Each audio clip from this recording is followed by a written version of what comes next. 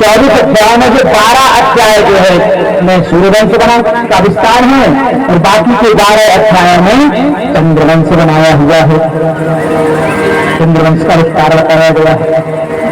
तो आइए थोड़ा सूर्यवंश के बारे में भगवान समझें।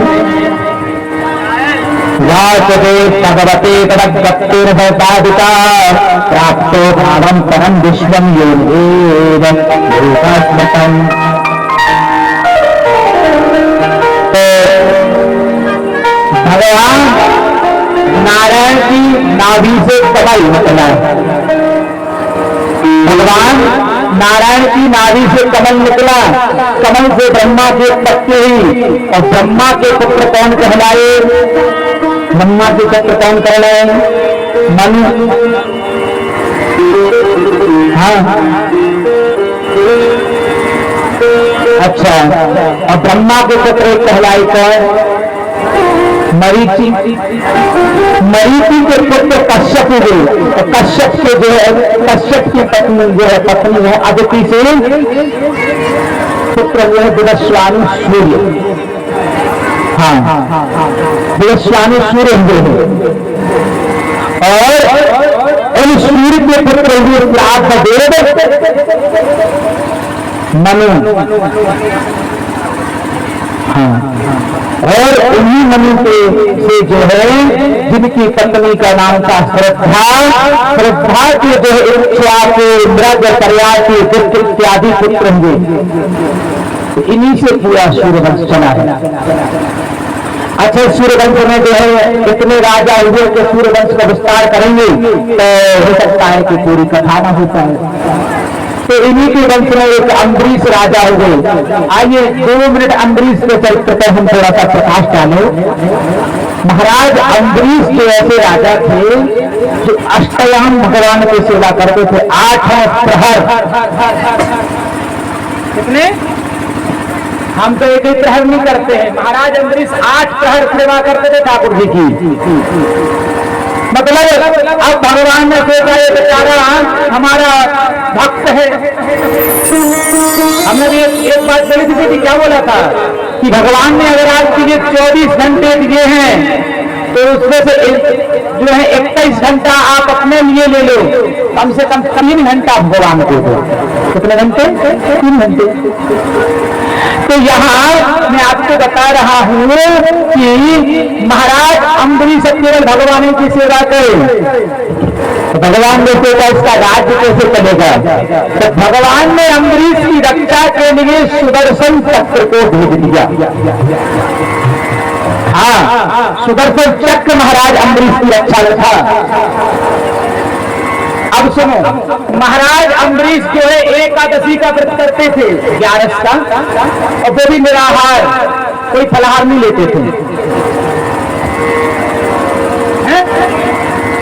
कोई फलाहार नहीं लेते थे, निराहार ग्रहण करते। निराहार जो है भोजन नहीं करते थे, कोई फलाहार वगैरह एकादशी का व्रत। और द्वादशी को जो है ब्राह्मणों को भोजन कराने के बाद भोजन करते थे, पांडव करते थे। बात बड़े ध्यान से सुनना। अच्छा, हाथ उठाओ, एकादशी का व्रत कौन कौन करता है थे में? हाथ उठाओ।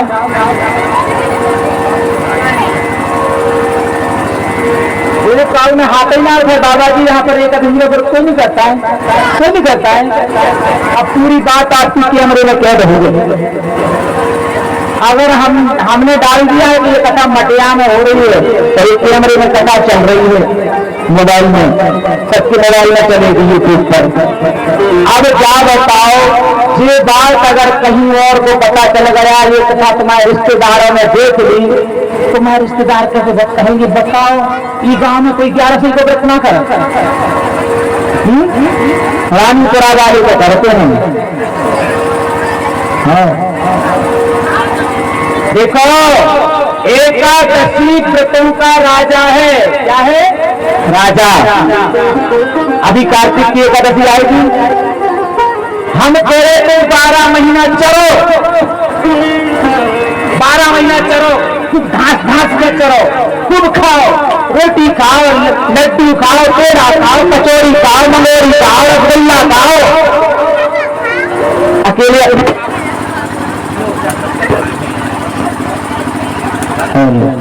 सब कछु कहियो लेकिन काऊ के प्राण न खइयो। हाँ, ये 12 महीना खाओ, फिर सब कुछ खाओ, लेकिन 15 दिन में एक बार एकादशी आती है। कितनी बार? एक बार। 15 दिन में एक बार रहना चाहिए। देखो जो हमारे शिष्य बनते हैं ना, जो हमसे दीक्षा लेते हैं, तो कई भाई कई संकल्प करवाते हैं, बेटा बन तो रहे हो, एकादशी को व्रत करना पड़ेगा और मंत्र को जाप करना पड़ेगा, तब तो दीक्षा लो, नहीं तो राधे राधे बोलो। हाँ, अच्छा ये व्रत ऐसा नहीं है, ये व्रत सबके लिए है, कहते हैं बस साधु संतों के लिए बताया ना। मतलब दूध पीते हुए बालक को छोड़कर कोई भी कर सकता है। हाँ, हमारे घर में लगभग में सभी लोग करते हैं एकादशी का व्रत, और जितने भी यहाँ पर हमारे बैठे हुए सभी एकादशी व्रत करते हैं। क्यों? हम बोलते तो भैया देखो, अगर तुम हमारे साथ में है ना, एकादशी व्रत करना पड़ेगा, नहीं तो गड़बड़ हो जाएगी बात। तो अभी आ रही है एकादशी, बड़ी एकादशी आ रही है, तो उस दिन से आप व्रत करना प्रारंभ कर दीजिएगा। जैसे व्रत तो अगहन की एकादशी से होता है, क्योंकि अगहन में जो है प्राकट हो जाता। तो हाथ उठाओ, कितने लोग करेंगे प्रारंभ हमारे सामने? 1 2 3 4 5 6 7 8, गिनती करो, मैं गिनती नहीं आती है लगभग में। चलो ठीक है, देखो जिन जिन में हाथ उठाए हैं भागवत में, समझ लो ये सब हमारी बात मान गए, तो फायदे का सौदा कर रहे हैं, और जिन जिन में नहीं उठाए सो वे घाटे का सौदा कर रहे हैं। बोले राधे राधे। तो यहाँ एकादशी का व्रत निराहार कर, हम तुझे कहते तो फलाहार करो, 3 बार फलाहार करो, लेकिन व्रत करो। हाँ, खूब चरो, व्रत करो। तो यहाँ जो है दुर्वासा ऋषि का आगमन हुआ किस दिन? क्योंकि महाराज अम्बरीश जो क्या करते थे, अपने द्वादशी के दिन ब्राह्मणों को भोजन कराने के बाद भोजन करते थे। हाँ, तो दुर्वासा ऋषि आए, आकर के बोले हम स्नान करके संध्या वंदन के बाद भोजन करेंगे, जब तक तैयार करो। अच्छा सुनो, दूसरी बात सुनो। अच्छा पानने का विशेष होता है, पानने जानते हो? हाँ, दूसरे दिन भर व्रत करना पड़ता है, दूसरे दिन भोजन करना पड़ता है। तो ये बात ध्यान रखना, एकादशी का पारायण पानने हमेशा द्वादशी में ही होता है, उसमें प्रदोष भी लगना चाहिए। हाँ, प्रदोष जानते हो? प्रदोष भी लगना चाहिए। अगर प्रदोष स्पर्श हो गया तो तुम्हारी एकादशी का फल निष्फल हो जाएगा। ये देखकर पान न करना। ठाकुर साहब करोगे तो नहीं करते हो? करोगे, करो, कर लो। एक काम करो, एक नहीं, अच्छा 12 महीना की नहीं करते हैं? नहीं, हम ये नहीं, हम जबरदस्ती काल से नहीं कराए। देखो जबरदस्ती तो कुछ नहीं, कोई से नहीं कर सकते हैं। जबरदस्ती को ऐसा है, जबरदस्ती को सौदा घाटे को सौदा होता है। तो यहाँ हमेशा त्रयोदशी में लगता है, मतलब जो है प्रदोष में लगता है, प्रदोष के पहले पान न करना, ठीक है? अच्छा बात आ रही है कि जो है दुर्वासा ऋषि जो थे वो चले गए, उठे हो गए विलंब में। अब ब्राह्मण बोल रहे हैं महाराज अम्बरीश से कि महाराज प्रदोष लगने वाली है, पान न कर ले। लेकिन महाराज का संकल्प था, जब तक ब्राह्मण जो है भोजन न कर ले तब तक हम पान न करेंगे। अब बोले क्या किया जाए? तब संतों ने एक उपाय निकाला, छोटा सा उपाय ये निकाला कि एक काम करो, आप भगवान को चरणामत ले लो और एक तुलसी पत्र ले लो। इसमें क्या होगा कि आपने अन्न भी नहीं खाया, भोजन भी नहीं किया, और भगवान का चरणामत तुलसी पत्र से आपका व्रत खुल जाएगा और आप संत का अपमान भी नहीं होगा। ये कह दिया। अब यहाँ जितना उन्होंने कर लिया महाराज अम्बरीश ने, इतने में दुर्वासा ऋषि का क्रोध बिल्कुल लाल हो गए। दुर्वासा ऋषि बोले दुष्ट तू बड़ा भगवत भक्त बनता फिरता है, तूने हमसे पहले भोजन कर लिए, मैं तुझे श्राप देता हूँ। आज तुरंत ही दुर्वासा ऋषि ने समझ समंदर से जल निकाला श्राप देने के लिए। इधर तो भगवान विष्णु का सुदर्शन रक्षा कर ही रहा था और सुदर्शन भगवान प्रकट हो गए और दुर्वासा ऋषि को जलाने लगे। मतलब दुर्वासा ऋषि तीनों लोकों में भागे, तीनों ब्रह्मा के पास, विष्णु के पास, शिव जी के पास, लेकिन सुदर्शन से कोई नहीं बचा सका उन्हें। भगवान विष्णु ने कहा जिस भक्त का आपने अपमान किया है वही भक्त के पास जाइए, वही आपकी रक्षा करेगा। इतने में क्या हुआ, जब दुर्वासा ऋषि वहां से गए थे, भागे थे, इतने में 1 वर्ष हो गया था और 1 साल तक महाराज अम्बरीश ऋषि हाथ जोड़ करके दुर्वासा जी का इंतजार कर रहे थे, कब महाराज जी आएंगे, कब भोजन करेंगे, फिर इसके बाद मैं भोजन करूंगा। 1 साल से उसी जगह पर हाथ जोड़ खड़े रहे। दुर्वासा जी लौट के आए, हाथ जोड़कर प्रणाम किया, करने लगे, दंडवत करने लगे अम्बरीश की कि मुझे बचा लो, नहीं तो सुदर्शन चक्र जो है जला देगा। तब अम्बरीश ने कहा हे सुदर्शन चक्र, मेरी प्रार्थना सुनो कि महाराज दुर्वासा को जो है छोड़ दो, लेकिन वह नहीं माने। तब अम्बरीश ने कहा अगर मैंने मन से, वचन से, कर्म से नारायण की सेवा की हो और हमसे कोई त्रुटि ना हुई हो, मेरे द्वारा किसी का दिल ना दुखा हो, तो आप शांत हो जाएं। सुदर्शन चक्र शांत हो गए, शांत हो गए सुदर्शन चक्र और तुरंत ही दुर्वासा ऋषि जी, अब उन्हें अच्छा लगा, बोले महाराज मानना पड़ेगा कि आप धर्मज्ञ राजा हो। अम्बरीश बोले भगवान हम आपका इंतजार कर रहे हैं, कब से प्रतीक्षा कर रहे हैं, आप भोजन कर लो, उसके बाद मैं भोजन करूंगा। दुर्वासा ऋषि दंग रह गए, बोले 1 साल से भोजन नहीं किया आपने मेरे लिए वो भी? बोले हाँ, जब तक साधु भोजन नहीं करेगा तब तक मैं कैसे कर सकता हूँ। तुरंत ही पंखा चला देना यार, मुझे गर्मी लग रही। तो फिर जो है दुर्वासा ऋषि को भोजन कराए। ये अम्बरीश महाराज बड़े वैष्णव राजा हुए हैं, इन्हीं के वंश में हरिश्चंद्र नामक राजा हुए हैं, इन्हीं के वंश में जो है भरत व्रत बाहुक हुए हैं, और इन्हीं के बाहुक के सगर के 60,000 पुत्र हुए हैं। हाँ, सगर के 60,000 पुत्रों ने कपिल भगवान का अपमान कर दिया था, तो कपिल भगवान के क्रोध से जलकर भस्म हो गए थे। तो उनकी मुक्ति करने के लिए, गंगा जी को लाने के लिए उन्हीं के वंश में, महाराज अम्बरीश के वंश में भागीरथ हुए जो गंगा जी को लाई हैं, और गंगा जी को ला करके उन्होंने जो है पुरखों को उतारा। नीति वंश में जो है सिंधुदीप हुए हैं, उनके आयु पायु तूफान सर्व काम सुबह सौबात अस्मत के दशरथ हुए हैं, दशरथ के एडिबड हुए हैं, एडिबड के विश्वसह हुए हैं, विश्वसह के जो है खडवांग हुए हैं, खडवांग के वीरबाहु राजा के पुत्र हुए रघु, जिनके नाम से रघुवंश चला है। रघु के हुए हैं आज के हुए दशरथ, और दशरथ के यहाँ पर पुत्र हुए, सबको पता है कौन कौन, राम, लक्ष्मण, भरत और शत्रुघ्न। तो ये 4 पुत्र हुए इनके यहाँ पर। वो कैसे हुए कि मानस जी में भी लिखा है, भागवत में लिखा है। भागवत जी में जो राम कथा है पूरी 1.5 अध्याय में है, पूरी 1.5 अध्याय में, तो पूरी राम कथा हो जाती है। तो आइए भगवान श्री राम जी को प्राकट्य करने के बाद हम श्याम जी को प्राकट्य करेंगे। हाँ, कि महाराज दशरथ जी का जब चौथापन आ गया, उनके कोई संतान नहीं हो रही थी, तो संतान का दुख था उनके लिए, क्या दिया जाए।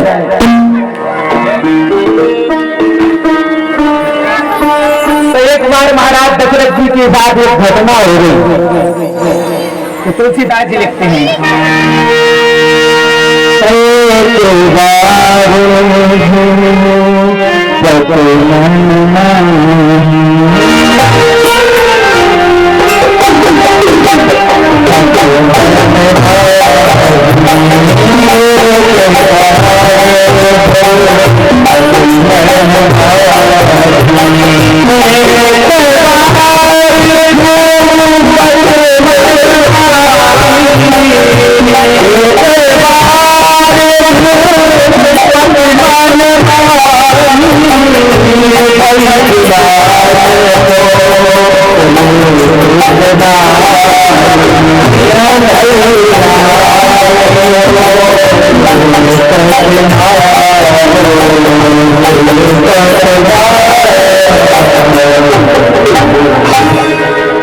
एक बार महाराज को दिलानी होगी कि हमारे यहाँ संतान नहीं है।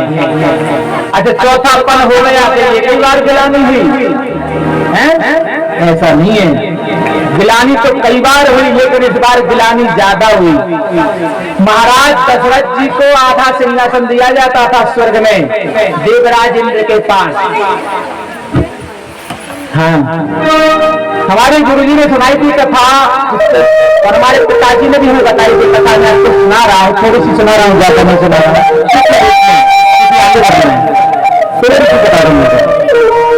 और जब दशरथ जी उस सिंहासन पर बैठते हुए उनके जाने के बाद उस सिंहासन को धो दिया जाता। ये बात दशरथ जी को पता नहीं थी, दशरथ जी को पता नहीं थी कि हमारा सिंहासन क्यों धो दिया जाता है। तब पश्चात ये बात नारद जी ने बताई दशरथ जी को। दशरथ जी को विश्वास नहीं हुआ, बोले हमारा मित्र है, ऐसा करे नहीं सकता। बोले देख लेना भैया, वार्तालाप बंद कर दो, थोड़ा सा समय और रह गया, मुश्किल से 15-20 मिनट की कथा और रह गई है, वार्तालाप बंद करिएगा। हमें पता है कि मौसम खराब है, विलंब हो रहा है, ठाकुर जी की जैसी इच्छा उसके जैसी होता है। सोच रहे थे आज कथा 2 बजे से करेंगे, सब प्लानिंग ही बना ली, लेकिन प्लानिंग कुछ भी बना लो, हम कुछ भी कर लें, उनकी प्लानिंग के अलावा अपनी कोई भी प्लानिंग नहीं चलती है, सब प्लेयर हो जाते हैं। दशरथ जी ने कहा ऐसा नहीं हो सकता है। बोले प्रमाण देखना है? बोले हाँ, कल फिर आना और सुनो, कुछ अपना छोड़ के जाना वहां पे, उसको उठाने के बहाने आए ना तो देख लेना। दशरथ जी फिर आए स्वर्ग में, देवराज इंद्र ने स्वागत किया, बढ़िया आसन पर बैठाला, अपनी आधी गद्दी दी और उसके बाद दशरथ जी के जाने पर इंद्र ने वो गद्दी धुलवाई और दशरथ जी वहां पर अपनी तलवार छोड़ गए थे, कटार तलवार।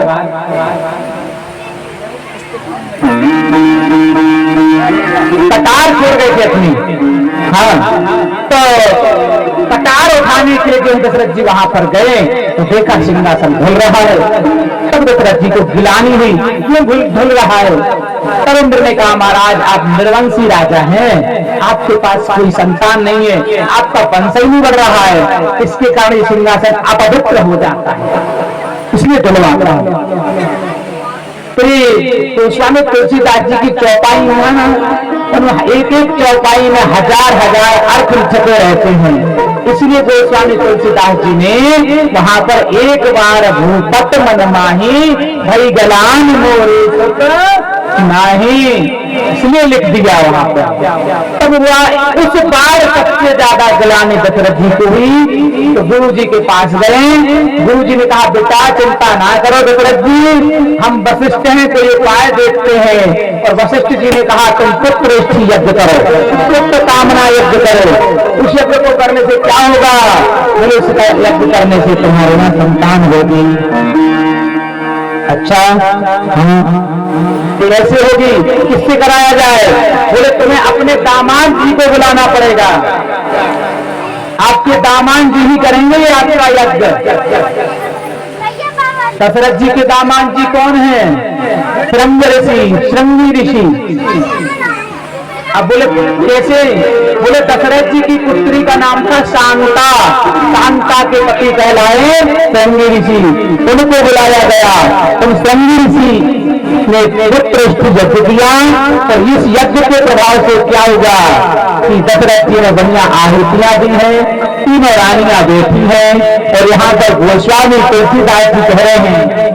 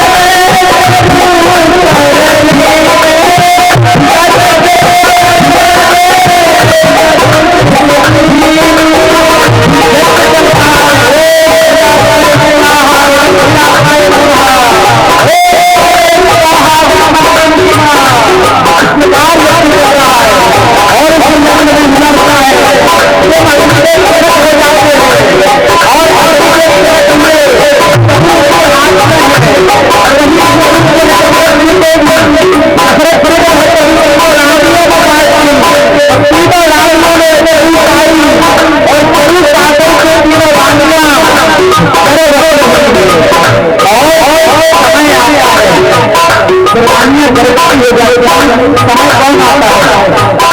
समय आता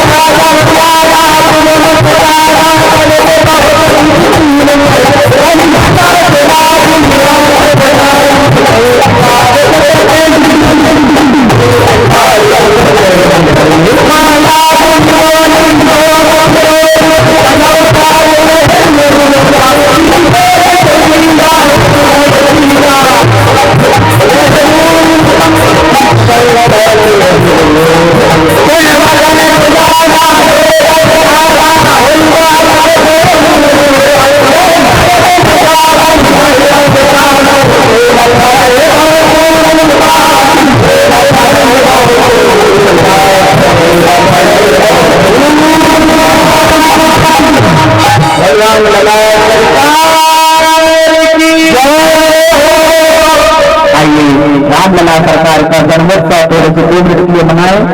कौशल्या जी के सामने चतुर्भुज रूप लेकर भगवान प्रकट रहे हैं। कौशल्या जी बोली महाराज हमने बालक रूप में जो है आपको जो है मांगा था, आपको 4 भुजाएं लेके आ गए। भगवान बोले चलो भुजाएं खत्म कर देते हैं। भगवान ने भुजाएं हटा दी। मैया बोली ऐसे अद्भुत बालक नहीं चाहिए मुझे, तो जन्म लेकर ही मोर जो है प्रीत मुकुट धारण करके पीताम्बर कपड़े पहन के आ गया। बोले कैसे आना है? ये मैया बोले नंगे बड़ंगे हो जाए। भगवान बोले पृथ्वी पे आए तो नंगे ही आना पड़ता है। बोले नंगे आना ही पड़ता है, नंगे जाना भी पड़ता है। हाँ बोले चलो, भगवान ने कपड़े भी उतार दिए। बोले अब मैया, बोले चुप हो, बात क्यों कर रहे हो? बोले चुप हो गए। अब ठीक है? बोले नहीं अभी ठीक नहीं है।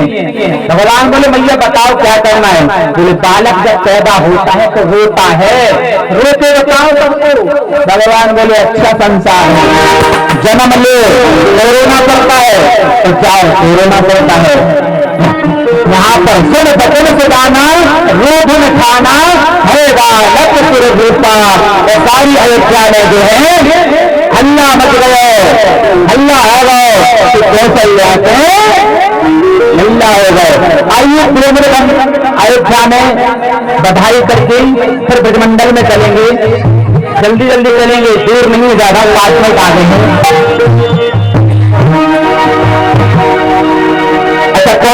जाता है। हाथ उठाओ, खड़े हो जाओ। हम तो चलना चाहते हैं, तो हमें कथा करनी है। हाँ, हमें कथा करनी है। अच्छा जो सब लोग करो, सब लोग करो, अकेली तुम्हें क्या हो जाओ, चलो सब तेरे खड़े हो जाओ और बड़ी भक्ति में।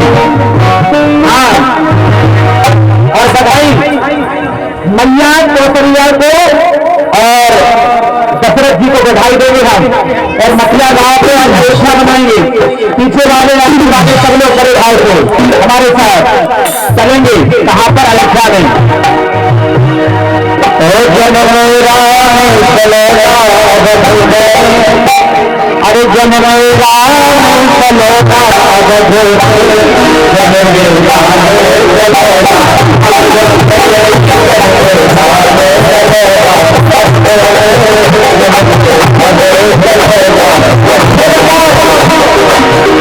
अच्छा, आज के यहाँ पर बालक को जन्म होने पर ऐसे खड़े खड़े होते हैं। आज पता है आपका समाज में क्या होता है? हमें सब पता है, हमें सब पता है। तो डीजे भी बजता है, ढोल भी बजते हैं, नरियां भी बजती है। अरे तो यहाँ पर भगवान साक्षात परमात्मा का जन्म हुआ है, और आगे ढोल आज मत जाए। जन में राम जन होना, जन में नाम जन होना।